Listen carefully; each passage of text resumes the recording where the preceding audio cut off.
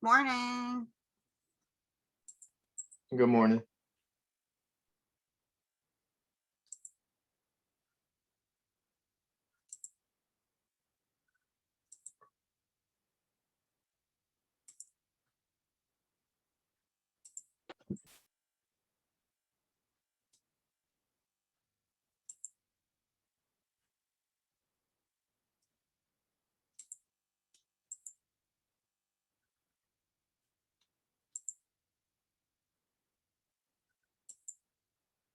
Come.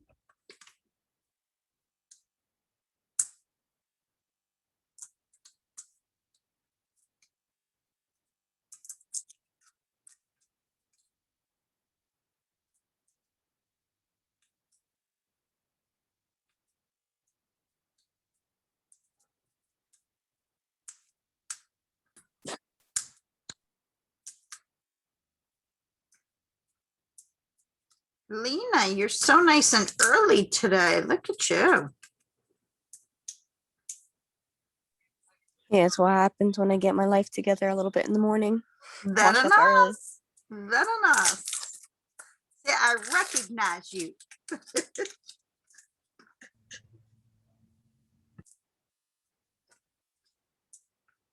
We'll wait a few minutes while people join.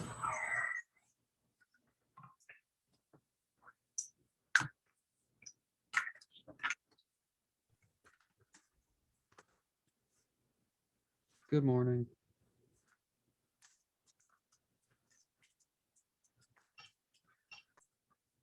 Morning, everybody. Hoping a few more join us. This is a fun chapter. Psychological disorders are always fun.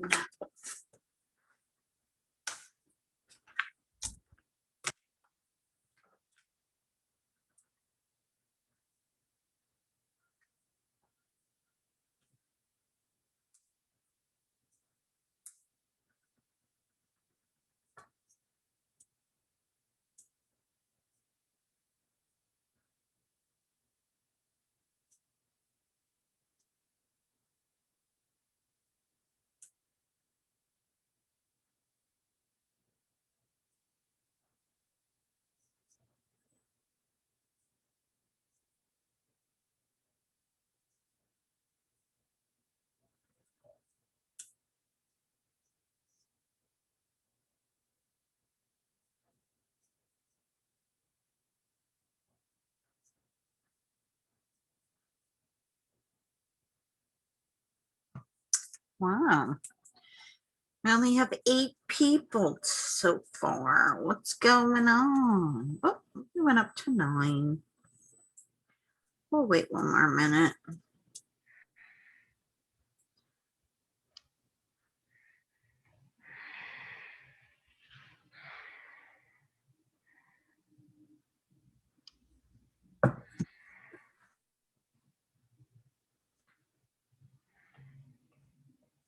One more.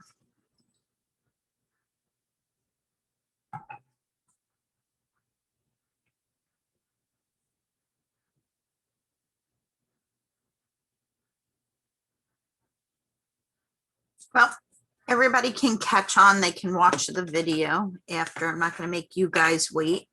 We have something far more important than regular psychology to discuss today. And that is the fact that,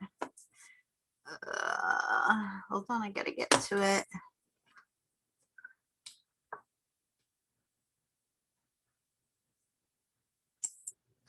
That our boy Jake is received kudos for achieving an immaculate inning.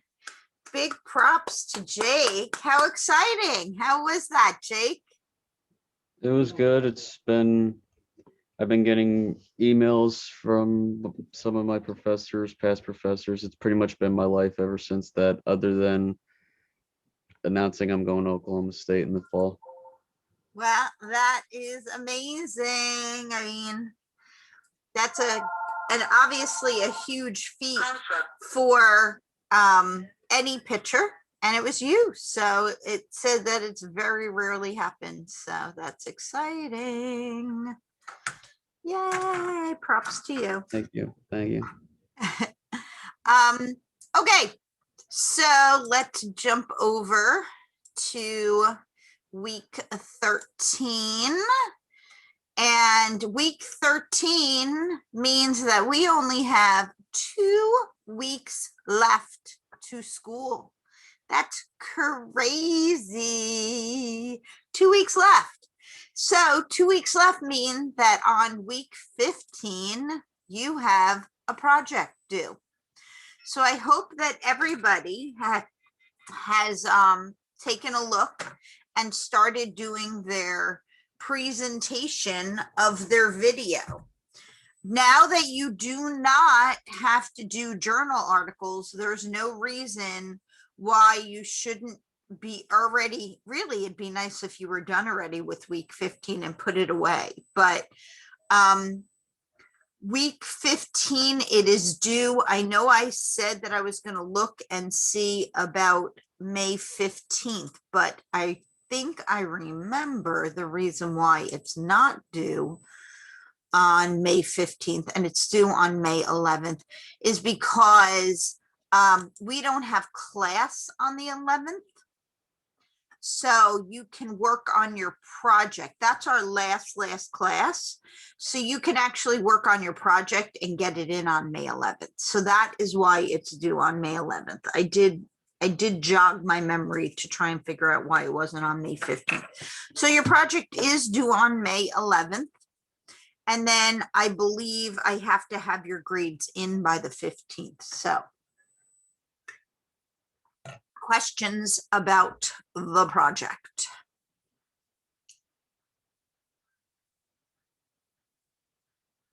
Everybody's good?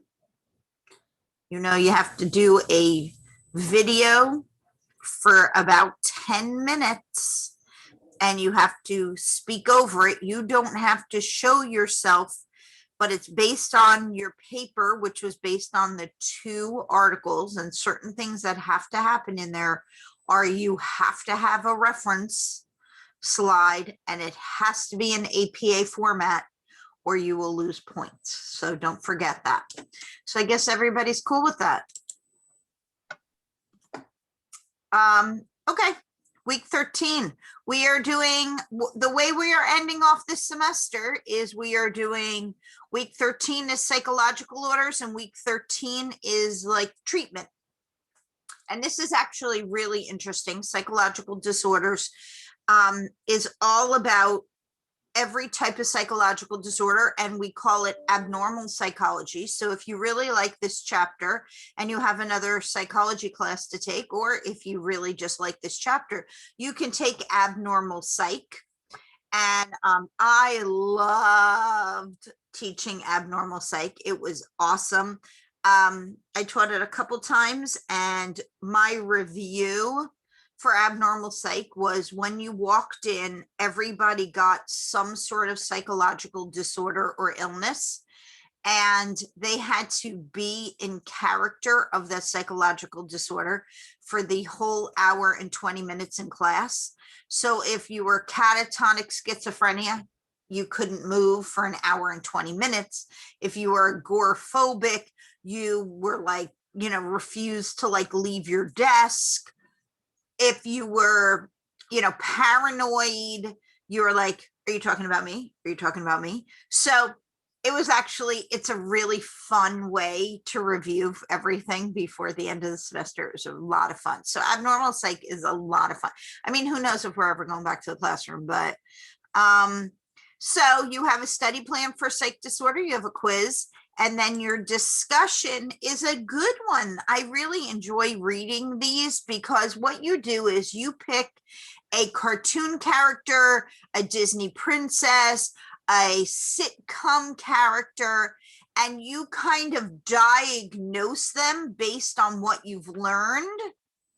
And so you have to write a discussion post where you did some research on the disorder to diagnose them. You describe the disorder and you provide at least 3 evidence or examples of how or why that character meets the description of mental illness. Then this is a normal discussion post. Still, some of you don't get it all done. You need to, if you do this on Tuesday, today, then by Thursday, when you come back on, you can write on 2 classmates' posts. And then when you go back on Saturday, somebody will have written on your post and you're going to reply to their post. Okay, so it's the norm. I still don't understand why people aren't getting it, but they ain't. Questions about anything this week? Okay. So let's go into psychological disorders. So a psychological disorder, and this is everything that you'll be doing in your chapter, are a mental process and or disease that causes emotional distress and or substantial impairment in functioning. Now that is like the textbook definition, that it's a mental process and or disease that causes emotional distress and or substantial impairment in functioning. The APA definition is disturbance in thoughts, feelings, and behaviors. So that might be easier for you to understand. A psychological disorder, according to the APA definition, is disturbance in thoughts, feelings, and behaviors.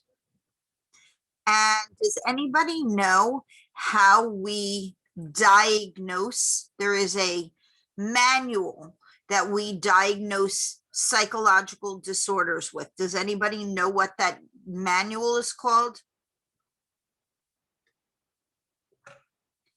It has the word diagnose in its title, and it's 3 letters. Anyone? There's only 13 of you. Take a guess. I'm sure you've heard of this.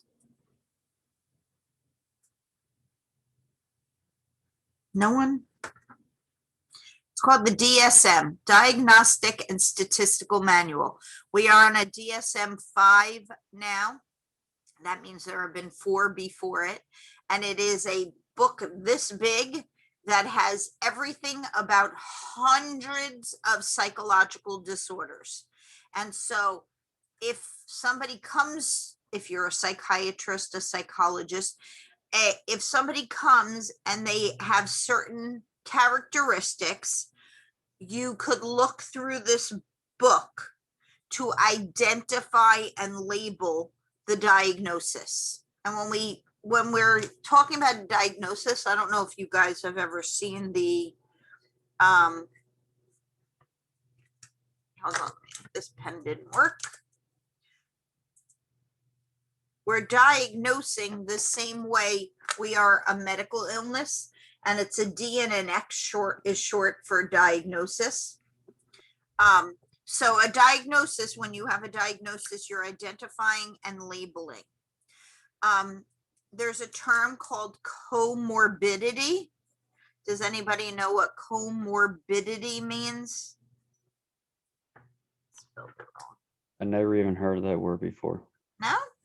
Nope. It's actually fairly common because it means that you have more than one disorder occurring at the same time. So it's very common for somebody to have OCD and depression. That's very common. And that's considered comorbidity when you have 2 disorders. So somebody who has OCD, just like I was saying, has the comorbidity of major depressive disorder 41% of the time. So we're talking about a lot.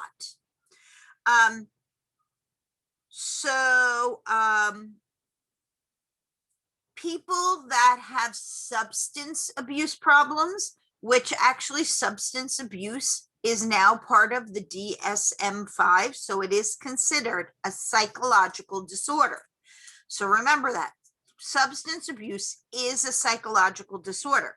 60% of people that are diagnosed with substance abuse have some form of mental illness. So that's a comorbidity, substance abuse and mental illness.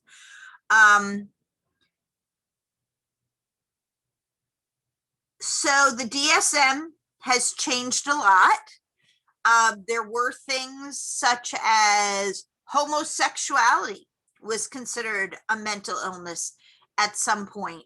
And there were different types of autism. There was something called Asperger's, which was super high functioning, but had problems with like socialization. That was called Asperger's. So these things don't exist in the DSM anymore. They, like, for instance, autism, no matter high functioning, low functioning, is called the autism spectrum disorder, so that you fall anywhere on the spectrum of autism. The World Health Organization and the ICD, the International Classification of Diseases, work on the DSM-5. When somebody is mentally ill, when we're studying them, it's called psychopathology. Pathology means illness, psycho, obviously. So psychopathology. So we basically, in this chapter, we're looking at what is abnormal, right? So abnormal refers to being unusual or atypical, uncommon, and deviating from the norm. So that's how psychological disorders get diagnosed, because they're deviating from the norm.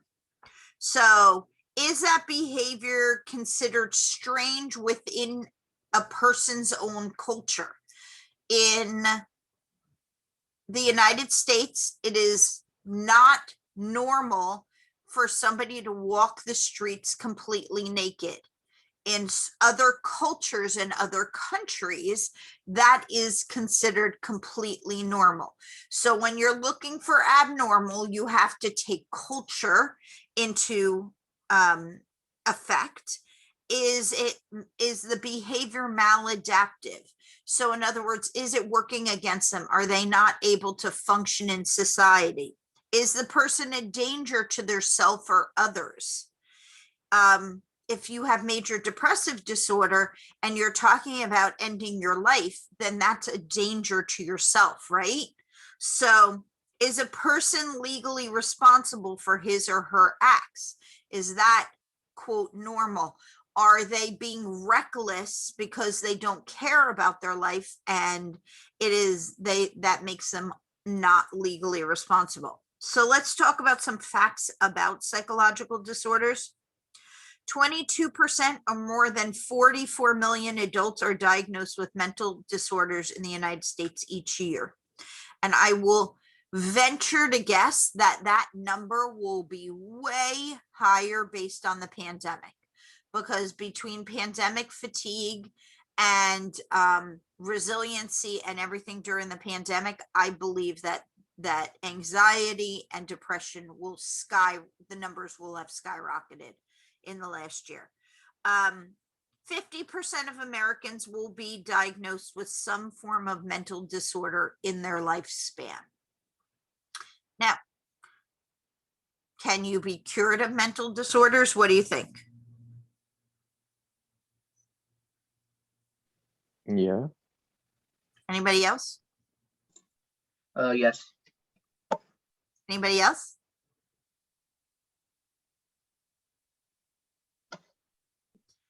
Kayla, Lena, Anisha, Bryce. Yeah, Charles. I think, yes. Sagar, Anthony, anybody else? Yes. Thanks, Reagan. Yep. So the answer is yes. If you have a substance abuse problem, you can actually handle that. There are mental illnesses that can be, quote, cured. And by cured, I mean the ability to, oh, Reagan, did you raise your hand? Did you have something to say? Oh, no, it's just a hand on there. So 1 in 5 adults have some sort of adult mental health issue. And when I say that adult mental health issue means that they have this mental health issue as an adult. 1 in 10 young adults have major depressive disorder. It's much bigger in young adults. 1 in 25 Americans have some serious disorder like schizophrenia or bipolar. Suicide is the 10th leading cause of death, which means people don't just become suicidal like that and take care of it. It's usually tied to major depressive disorder. So being that it's the 10th cause of death in America, then that means we are not treating patients effectively, or they're not letting us know to treat them. Half of people demonstrate their mental disorder by 14 years of age. And by when I say demonstrate, I mean that there are indicators by the age of 14 that something is going on with them. 3/4 by 24. So by 24 years of age, the majority of people that have some form of psychological disorder are already exhibiting behaviors that indicate that. Psychological disorders in the day weren't even a thing. People didn't diagnose psychological orders. People were either, the community felt that people were possessed. You remember seeing Exorcist and how the church had to help these people who weren't behaving correctly or thinking correctly. They had to have interventions and exorcisms to get the evil spirits out of their bodies. So it had nothing to do with psychological disorders. It had to do with faith, or black magic. You could put a spell on somebody and make them depressed or bipolar or psychologically maladjusted. So it took a while for the American Medical Association to get on board with the fact that there are other bases for these psychological disorders. So of course, biological, there are 5 perspectives on psychological disorders. The first one being biological, which means that you might inherit, which is a big thing in psychological disorders, is that there's a genetic inheritance to it. A biochemical imbalance in your brain can cause a psychological disorder or disturbance. A structural abnormality to your brain can cause, if certain parts of the brain don't form correctly, there can be a psychological disorder. And actually, there are certain types of infections that can cause infections or medical things that can go on in your brain. I don't know if you guys have ever watched that. There was a Law and Order where a woman had a brain tumor and she was acting like super erratic and getting into trouble on Law and Order. And it wasn't until they actually did a scan of her brain that they realized that her destructive and maladaptive behavior was due to a brain tumor. So her whole personality changed and everything. So there are, big time biological things that can cause psychological disorders. There's the biopsychosocial perspective that has to, have to do with biological, psychological, and social causes. So genetically, you might be predisposed, but things that happen in your environment, such as stress, abuse, trauma, those things could change to a psychological disorder, right? If you're abused, could that lead to major depressive disorder for you? Yes? Don't you agree? Yes. Yeah, I big do. time. So we look at a few of the other ones like early childhood experiences that could cause it, or learned behavior. Those are not things that aren't learned behavior is learned behavior. If your parents are alcoholics and they allow you to start drinking super early, then you might go on to substance abuse. So we look at all of these perspectives. So let's start with a really common psychological disorder, which is anxiety. Anxiety is one of the most common psychological disorders. And as I said to you, I believe that we are going to hear way more about anxiety thanks to the pandemic. So when we talk about an anxiety disorder, we are talking about excessive persistence and distressing fear and anxiety that interferes with normal functioning. Okay, excessive, persistent, and distressing fear and anxiety that interferes with normal functioning. So that means it's disruptive. If it affects normal functioning, it's disruptive. 25 to 30% of the US population have some form of anxiety. More women than men have anxiety, but I am sure that number is way bigger now. So let's talk about the different types of anxiety disorders. The first one is just normal anxiety. And that is kind of the motivation for us. Now, that doesn't mean that all anxiety is bad, because sometimes that motivation is good. We want to do well in a class. That is an anxiety. Because of that motivation to do well in a class, you have anxiety to do well on tests, which motivates you to prepare for tests. That's normal anxiety. You guys have anxiety about getting obese. So you watch what you eat and you watch your weight. That's just a normal anxiety. How many people are working out to just not gain weight? You want to do well at your job. You have a big project coming up at work and you want to do well. That's normal anxiety over the fact that you want to do well at work. And the fact that you are smart enough to avoid things that could lead you to trouble. The anxiety about staying away from that. Plain old normal anxiety. When it turns into a disorder is when it becomes, when it disrupts your functioning. Okay. So some people have phobias. Phobias are a specific and unrealistic fear. What's the difference between fear and phobia?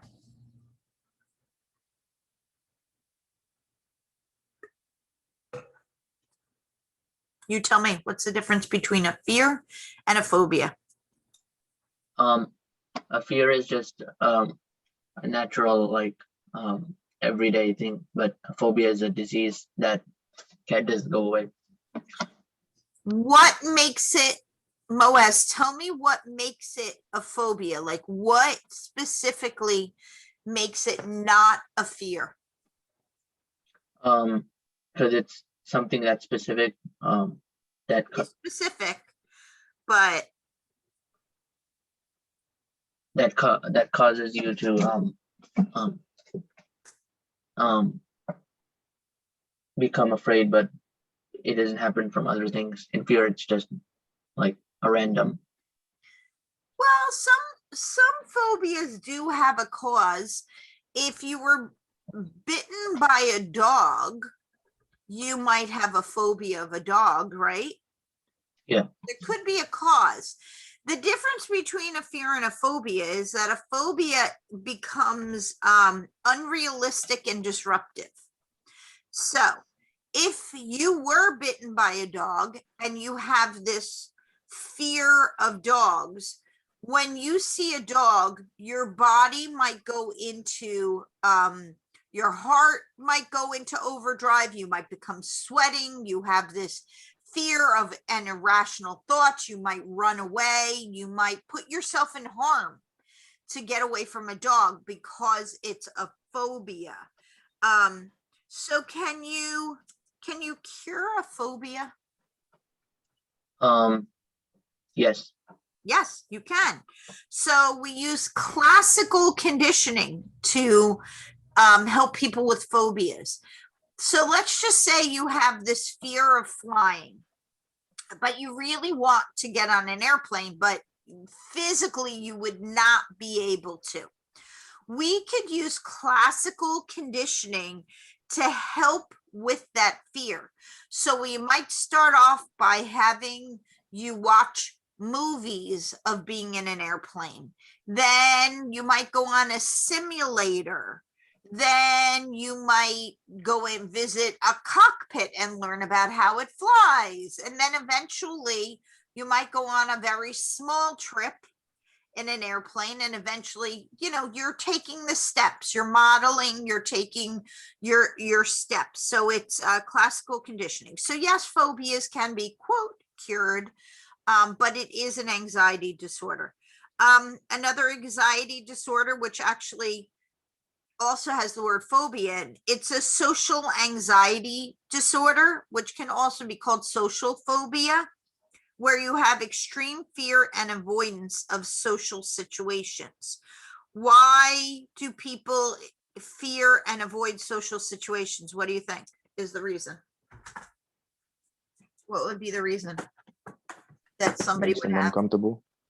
They're uncomfortable because why? What do they think's going to happen? They normally have a bad rapport with people. Right. So that it's based on a fear of rejection. That's what social phobia or social anxiety disorder is based on. That there will be it will lead to rejection. So 12% of Americans are diagnosed with social anxiety disorder. And alcohol is often used as a coping mechanism because alcohol has that, besides the fact that it's a depressive, which sometimes doesn't work when there's comorbidity with major depressive disorder, but actually it makes you feel relaxed and you have this feeling that you're not in control of your behavior. The alcohol's handling it. And so it's not your responsibility, but as we know, it's a vicious cycle because then you feel you can't go into any social situation without it ever. So it is a bit of a vicious cycle. Now, you guys have your cameras off, but if we were in the classroom, we might look at some of your behaviors in the classroom because there might be people in the class that have social anxiety disorder or social phobia, and they might be exhibiting safety behaviors. They have to be in the class because all class is in person at that point. So they might sit way in the back, or they might minimize interaction, or they might not have any eye contact, you know. So we can actually look at safety behaviors amongst people around us to see who might actually be exhibiting social phobia. Another anxiety disorder is panic disorder. Panic disorder is a sudden, overwhelming panic with no reason. It just happens with no reason.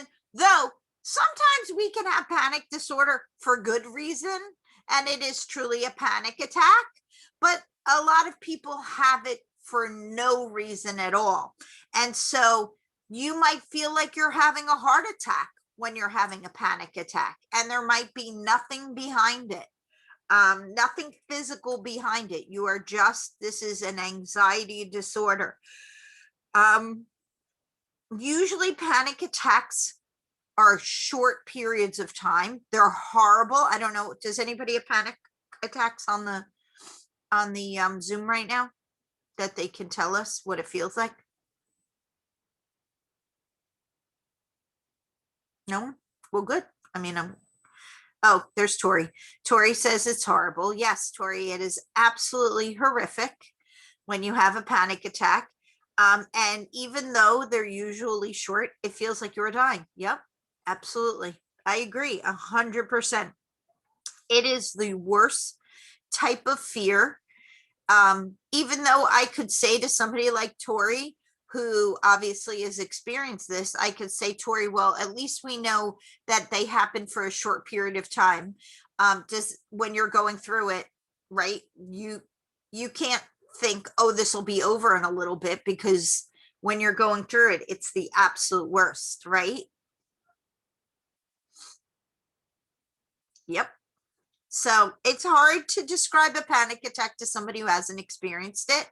If somebody you love is experiencing it, you can try to empathize with their feelings, but there's really no words to describe a panic disorder or a panic attack. It's just sucky. And I hope, Tori, that you have those under control, because I don't wish them on my worst enemy.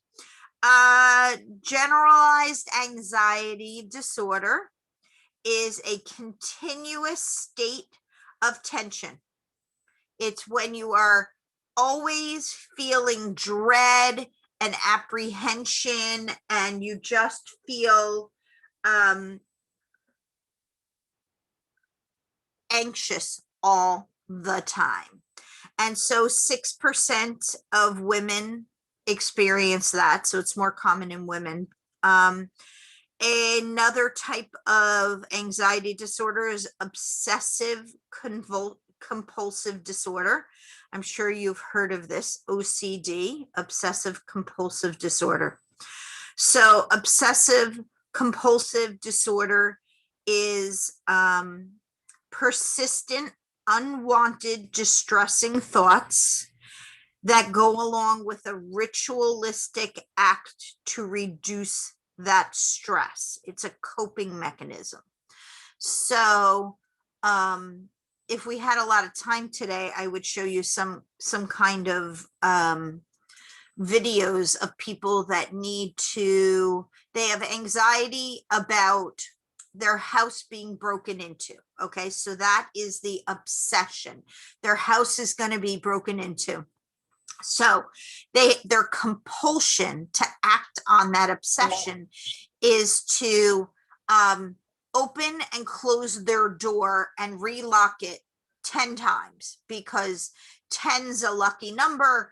And if they don't do it 10 times, let's just say their ride is waiting for them and they can only open and close their door and lock it 3 times, then all day long they are going to be in mental distress because they didn't do it 10 times. There are a ton of YouTube videos about people with OCD. It is so interesting. It's such a psychological disorder. And if you think about it in terms of coping, it's actually advanced, that you have an obsession and then you have a way to deal with it. But most of the time it's maladaptive. And you guys have heard about cutting, right? Cutting is actually a compulsion, usually related to an obsession. So people are very, very stressed about something as the obsession, and they cut to relieve the pressure. So it is quite maladaptive. So that's only in about 3% of the population. Some other anxiety disorders, and we'll talk about it, because it does fall with stress, is post-traumatic stress disorder, which is no longer called post-traumatic stress disorder. It is now called trauma and stress related disorders. That's the new term for it. Most of us think of PTSD, but trauma and stress-related disorders actually encompass more. That's somebody who's experienced a traumatic or profoundly stressful event that produces symptoms that last for over a month. Okay, so that's what makes it an actual psychological disorder. If you had a traumatic event and you experience these symptoms for 2 weeks, that's normal. But if these symptoms last for a month or more, then that is considered a psychological disorder. So flashbacks, negative emotional states, outbursts, detachments, you know, the theory on people who have been to war, and when they come back on the night of 4th of July, when there are fireworks, it reminds them, and they go into a very stressful state because of the sound. That is considered post-traumatic stress disorder or trauma and stress or related disorders. Okay. So that is anxiety. We talk about mood disorders. Mood disorders are very similar to anxiety disorders. They're extreme or unwanted disturbances in emotions and mood. It's normal to have ups and downs, but mood disorders are on a whole different level. Some examples of mood disorders are major depressive disorders, bipolar, some of these disorders that lead to suicide. But these disorders have symptoms that are just so severe that they can interfere with normal behavior, which is how we define psychological disorders, right? So depression, tell me what depression is, just plain old depression, because anybody can have depression based on situations. So what's depression? Your dog dies and you consider yourself depressed. What is that? What is that like? Tell me what that is like. What's depression?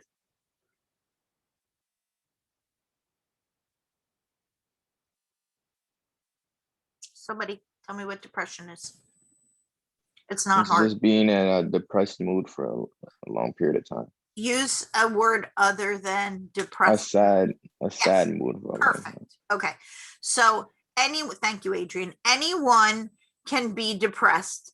It's an intense and persistent sadness. You lose your pet, you lose a family member, you lose your job, you're failing a class.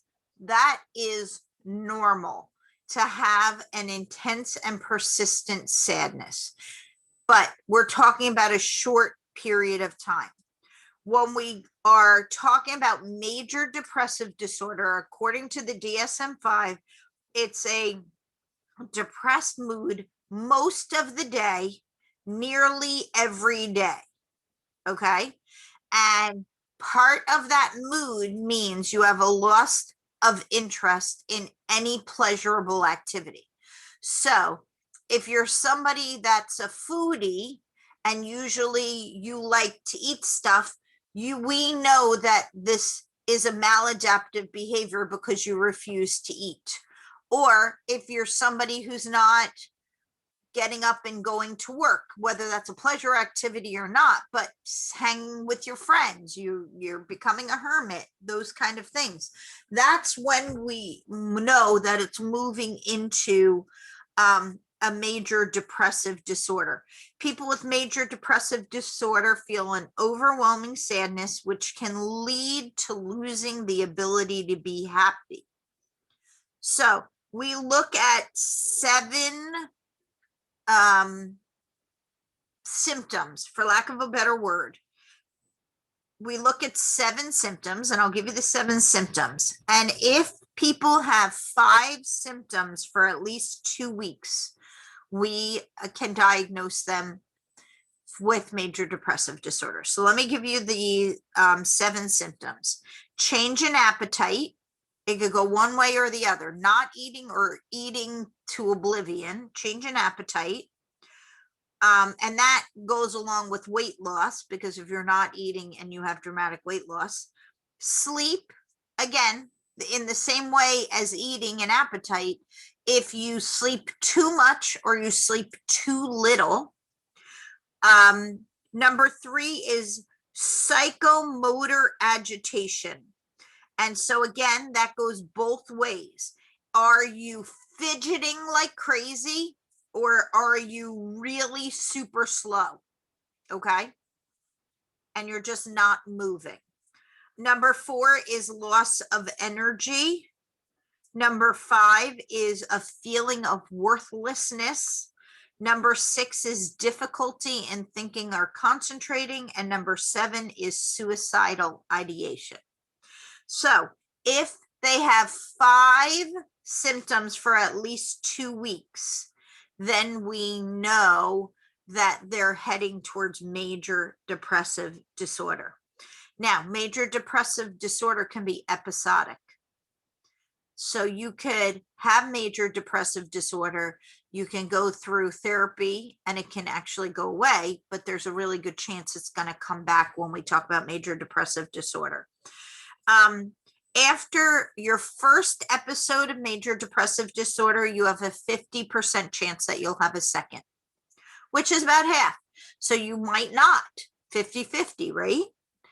If you've had a second episode of major depressive disorder, you have a 70% chance of a third one. And if you've had a third episode, you have a 90 percentile chance of having it. So you still have 10% that it might not happen, but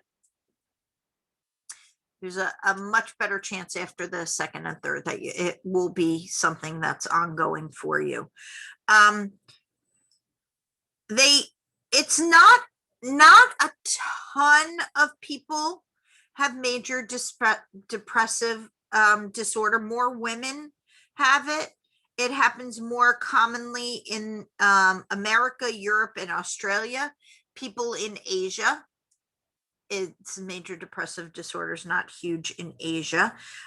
They did some correlational studies. Remember, correlational, we can look at results and determine some stuff. So people who are very low wage earners, so they make under $20,000, are more prone to major depressive disorder.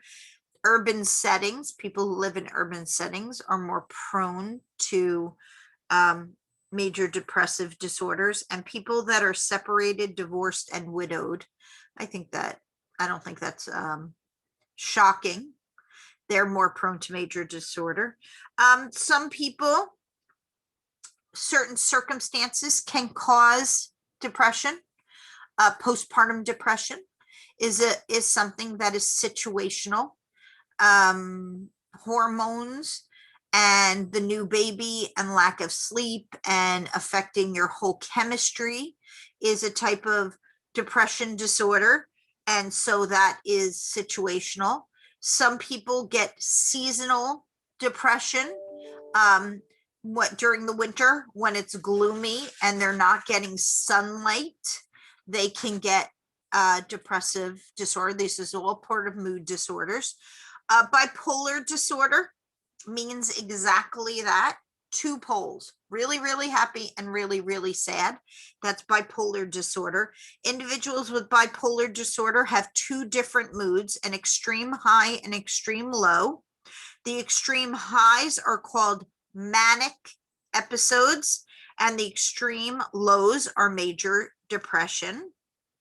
And we term, when people are in their manic episode, it's called mania, and it's a period of abnormal and persisted elevated or irritable moods, and they could have energy lasting at least a week. They have flights of ideas. That's a term, flight of ideas, where they don't sleep. A lot of times their behavior is maladaptive, so they might be really into gambling or sex with multiple partners or shopping sprees. Like they go on whatever their mania is, they jump in with both feet. People who have bipolar disorder often go through this about 4 cycles a year. So they go through the mania and the depression about 4 times cycling per year. It's more common in men for bipolar than women. And usually it's diagnosed by around 25 years of age when somebody is bipolar. It usually has comorbidity with something else. And suicidology is something that is common in bipolar disorder. Mental health professors believe that Vincent van Gogh suffered from bipolar. He was very, very creative and went through his manias, but then he also did bizarre behavior, like cutting off his ear when he got into an argument with an artist because he didn't want to hear the argument anymore. So he cut off his ear. That was considered at the time bipolar behavior. Let's talk about some of the genetics of mood disorders. Nature versus nurture. We're going to definitely discuss that. Are you predisposed to these type of mood disorders? Yes, you are. But can your environment change that? Yes, it can. So if you are in an abusive relationship, or if you were I'm trying to think of the right word. If your needs were not attended to as a child, you might have mood disorders. So we definitely talk about the genetics of mood disorders. Suicidology. Let's talk just a second about suicidology. 90% of people who die have been diagnosed of mental disorders. So 90% of people who complete suicide have a diagnosis of a mental disorder. So that's pretty important when we talk about mental diagnosis, right? Males are 4 times greater chance of completing suicide than women. Do you know why that is? Why would men complete suicide 4 times greater than women? Think about methodology.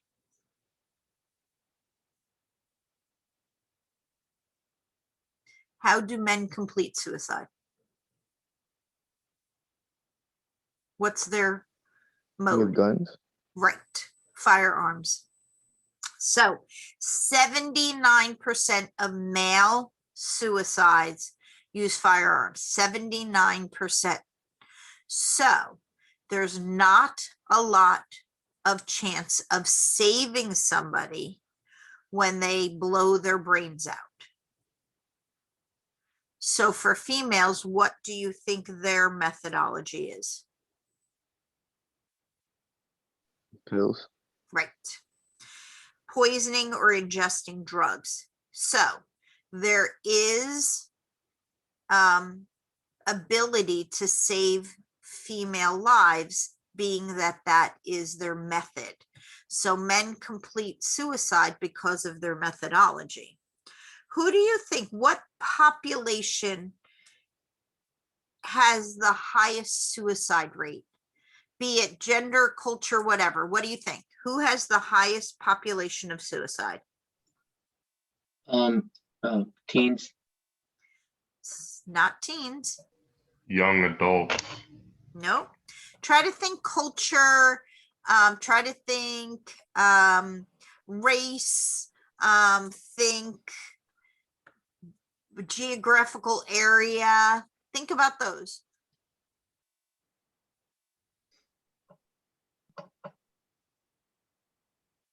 What do you think? Black. It is not black.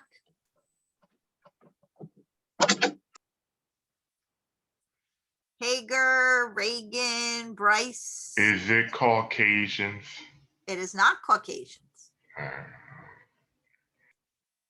Anisha, Lena, Jake, Tori, what do you think?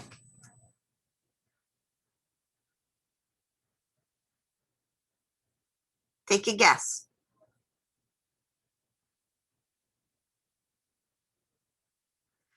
You guys are here with me, I hope, right?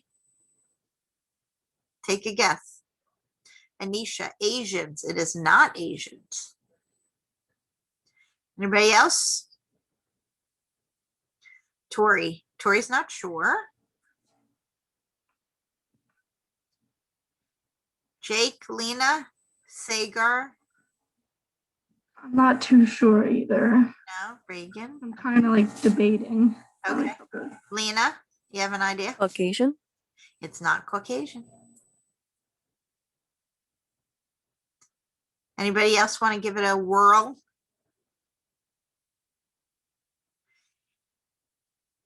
American Indians. American Indians have the highest population of suicidology. And then if you look at geographic areas, Alaskan Natives have the highest population. Now that sounds weird, but not weird at the same time. Alaska has full days of daylight and full days of darkness, the way that the sun and the moon move around the earth. Now, we know that one of the biggest combatants to depression is sunlight and vitamin D. So think about being in darkness for 24/7, and you might be able to, understand the Alaskan population. You would think that winter would be the highest time for suicidology, but actually suicidology peaks during the spring, which is what we're in right now. So I don't know if you've seen an increase in advertisements for calling like suicide helpline. I work with the New Jersey Hope Line, our suicide helpline, and spring is a bigger time. So we have a tendency to advertise, more during the spring for people to get help so that they don't take their own lives. Suicidology is actually considered contagious. It's a horrible thing that suicidology is contagious, but it actually happens where people do copycat suicides. You've heard about clusters of people that kill themselves. That's considered copycat. And most people have given a clue that they're in that suicide mojo. So it's not a complete and utter surprise. It's just often hindsight is 50-50. So there usually is a clue to that. I'm going to go through the rest of these kind of disorders pretty quickly. You can have a psychological disorder that's considered a somatoform disorder, which means it's psychological, not medical, but it appears as a medical disorder. Who knows what that's called when you are, everything's wrong with you. Somebody goes to the doctor once a week because this hurts, so you must have a tumor, or, you're constantly sick. Does anybody know what that's called? You've never heard the term, you're a hypochondriac? A hypochondriac is a somatoform disorder when it is psychological and not medical. There's something called a conversion disorder, where you might not be able to do something because of psychological reasons. So there's a term called hysterical blindness, where somebody's not able to see, and they can check every optical and retina and check every part of the eye, and there's no physical reason for the blindness, but it happens, and that's called hysterical blindness. When people disassociate their disorder, all right, so wait, let me think of a better way to describe this to you. So you can have depersonalized psychological disorders, which are, or a derealized disorder.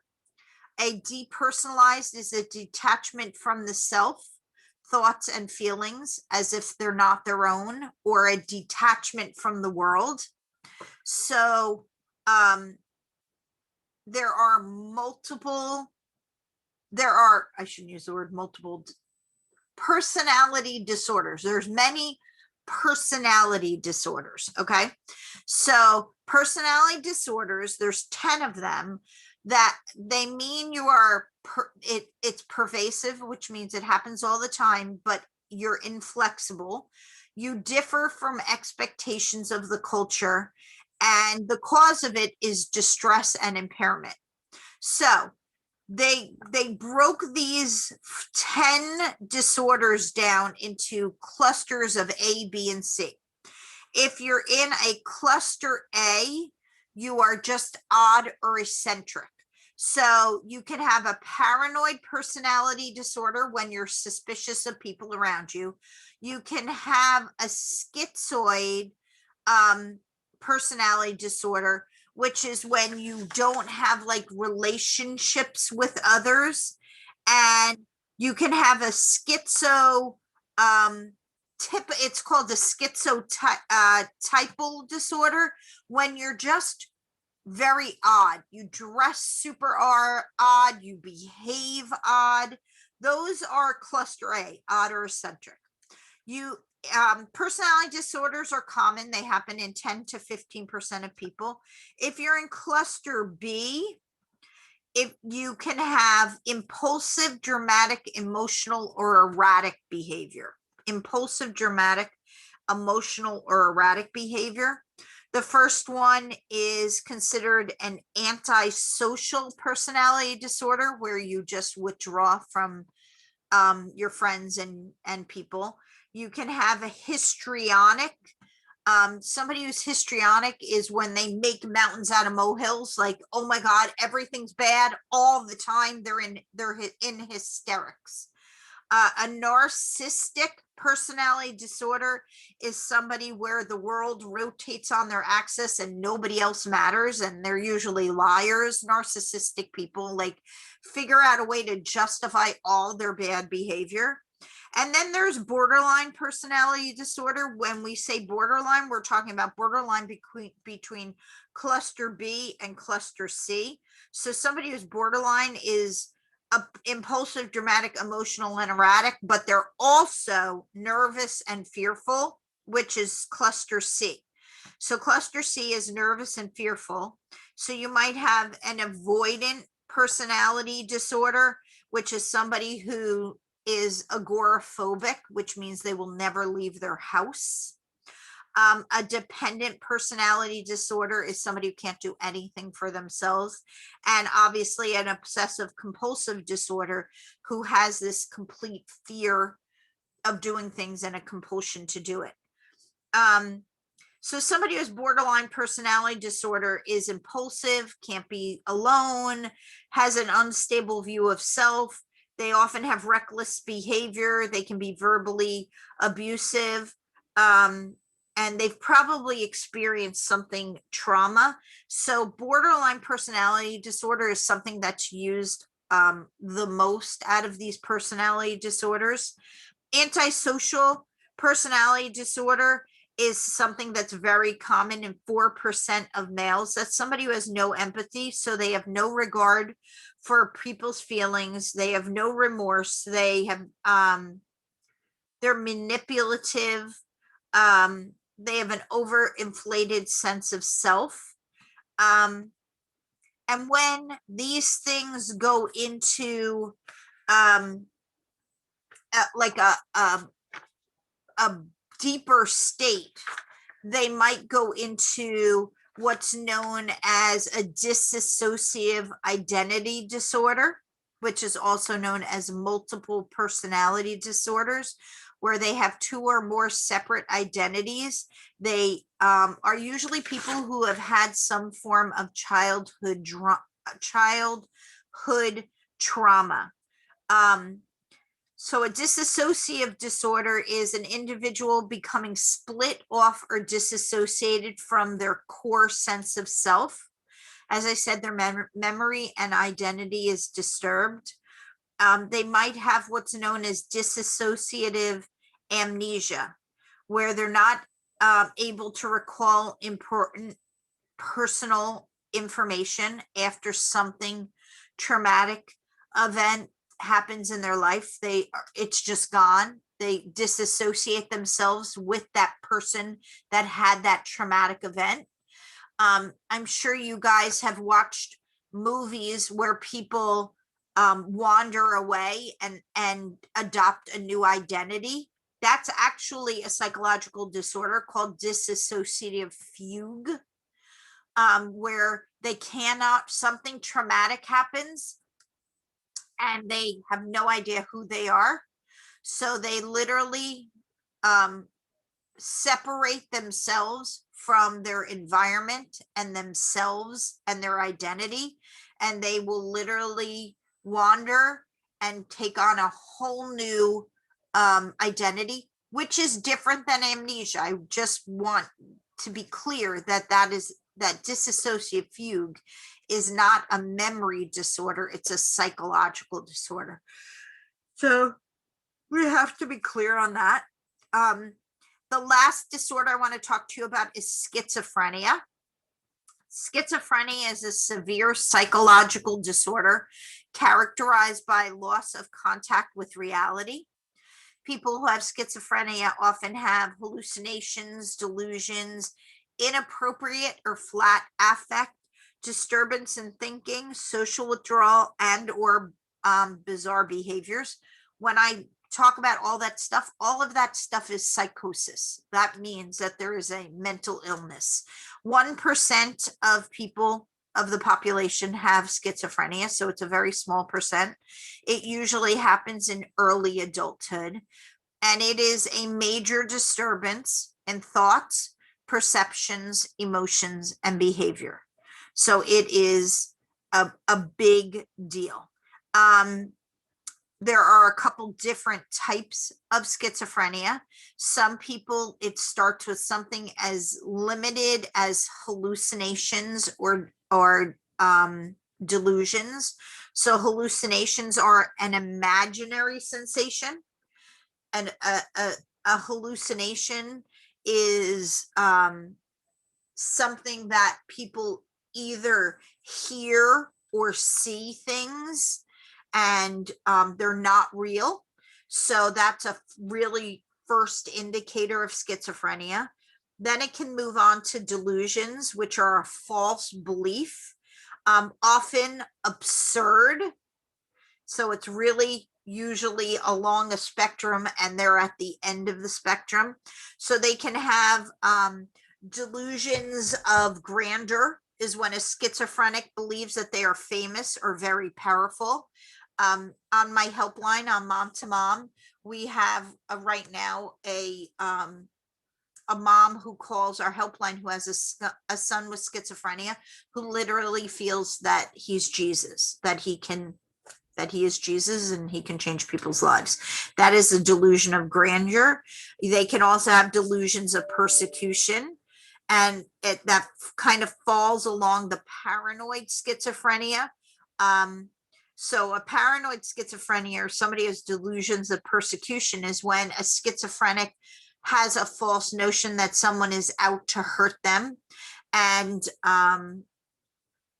they become paralyzed by that. There's disorganized schizophrenia. A disorganized schizophrenic is someone who is extremely socially withdrawn. Often they have hallucinations and delusions.